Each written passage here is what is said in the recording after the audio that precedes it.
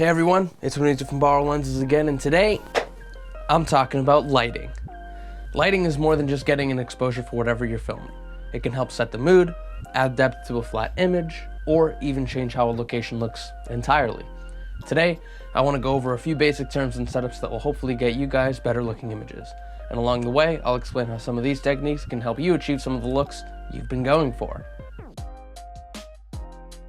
Okay, so before I start this off, I just want to say that there is way too much to talk about lighting to squeeze into just one video. So today, I want to go over the most well-known arrangement, the 3-point lighting setup. You'll see this referred to most with interviews, but its practice has far wider reaching applications. By briefly touching on the placement and quality of the lights will help you better understand what each light is doing in the setup, so that way you'll be able to, no matter what you're shooting, know how to properly build your scene up with light. Maybe someday we'll get into some more advanced lighting techniques, but hey, let's just start off with the basics. So why use 3 different lights? Well, with 3 lights, you're able to manipulate the shadows and contrast ratios on the face of your subject, as well as just help them pop from the background. These will usually consist of your key light, or main light in the scene, a fill light to control the shadows, and a back or rim light to help separate your subject from the rest of the scene. It's important to note that 3-point lighting is just that, a type of lighting setup, and not a rule. So once you understand what each light is doing, it's encouraged to play around with where your lights are to suit your needs. For example, your key light could be the only light that you're using for a scene, but whether or not you're going to use other lights will depend on where that key light is and how you want it to affect the rest of your image. It's important to remember that your key light is the main light that you're using to light your scene. The key light's placement could be broadside, short side, butterfly, Rembrandt, or backlit. These setups get their name based on where the shadow is falling on the subject's face. Everyone's face is shaped a little bit differently, so positioning the key light in a certain setup helps highlight the form and dimension of your subject. Shadows exist, so play around with different key light setups and see where you want the shadows to fall on your subject.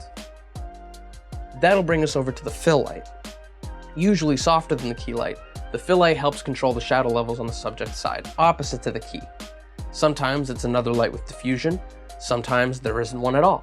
One of my favorite options is to bounce the key light back onto my subject using some white polyboard. Moving it around will help you see what it's doing to your image, and moving it back and forth will either intensify or lessen the amount of light bouncing back. This makes for a really nice quality of light that is perfect for wrapping light around your subject. The backlight's job is to separate your subject from the background, so that light could be hitting your subject from behind, it could be pointed at the wall behind your subject, it could even be atmospheric. You don't always need a backlight, but if you have a subject who's wearing dark clothes or has dark hair in front of a dark background, the image can feel a little flat. The backlight gives you a sense of depth in the image, and can help make a shot feel a little bit more present by drawing the viewer's eyes directly to the subject. It's probably a good time to talk a little bit about the overall quality of your light, particularly the difference between hard and soft light. Some lighting sources can be very hard, meaning they'll leave harsh shadows on your subject. Depending on the look you're going for, you might want to soften your light up a bit so that way the light looks more pleasing on your subject's face. You often find this issue when you're filming out in direct sunlight, where the light is just too hard to get a pleasing image out of. If you need a soft light outside, the largest softbox we have are clouds. But if clouds aren't around, then another option would be to hang some diffusion over your subject to take the harsh edge off the sun a bit. If you don't have diffusion, you could try placing their back to the sun and use some kind of bounce card to bounce the light from the sun back onto your subject to even everything out. You can use these methods inside as well, like placing diffusion in front of your lights. If you don't have diffusion, you could use shower curtain, parchment paper. Really, just use common sense though. You don't want anything so close to the light that it could melt or catch on fire.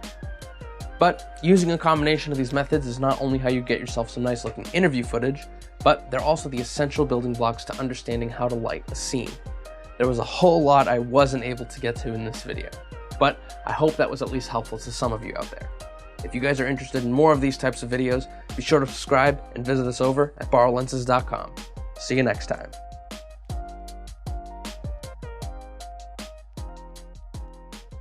Cut.